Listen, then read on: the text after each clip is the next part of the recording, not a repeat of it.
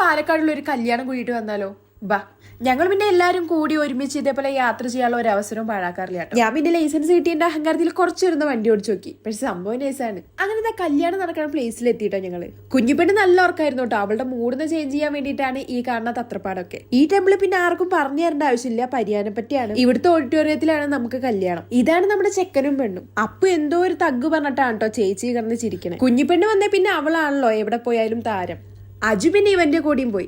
ഓഡിറ്റോറിയത്തിന്റെ മുകളിൽ നിന്ന് നോക്കി കഴിഞ്ഞാൽ നമുക്ക് അമ്പലത്തിന്റെ ഉള്ളിൽ കാണാം കേട്ടോ. ഇതാണ് ഞങ്ങളുടെ പാലക്കാട് ഗ്യാങ്. പിന്നെ അങ്ങോട്ട് ഫുഡ് കഴിക്കാനുള്ള സമയമായി. ഫുഡ് കഴിച്ചു. അല്ലെങ്കിൽ ഈ ഷുഗർ ഉള്ളവർക്കാണല്ലോ ഷുഗറിനോടുള്ള ക്രേവിങ്സ് കൂടുതൽ. പക്ഷെ ഇതൊന്നും ഇല്ലാത്ത അമ്മയ്ക്കും ഷുഗർ വരുത്താൻ അച്ഛൻ നോക്കുന്നുണ്ട്. നിങ്ങൾക്കുണ്ടോ കല്യാണത്തിന് പോയ പൂവടിച്ചു മാറുന്ന സ്വഭാവം? എനിക്കുണ്ട്. കല്യാണമൊക്കെ കഴിഞ്ഞ സ്ഥിതിക്ക് നമുക്ക് തിരിച്ച് തൃശ്ശൂർക്ക് തന്നെ പോവല്ലേ. അപ്പൊ എല്ലാരോടും ബായ് ഒക്കെ പറഞ്ഞ് ഞങ്ങൾ മെല്ലെ അവിടുന്ന് സ്കൂട്ടായി. വരുമ്പോഴുള്ള എനർജി ഒന്നുമില്ല, പോകുമ്പോ എല്ലാരും നല്ല ടയേർഡ് ആയിട്ട്. എന്നാ പിന്നെ നമുക്ക് നിർത്താലേ. അപ്പൊ ഓക്കെ, ബൈ.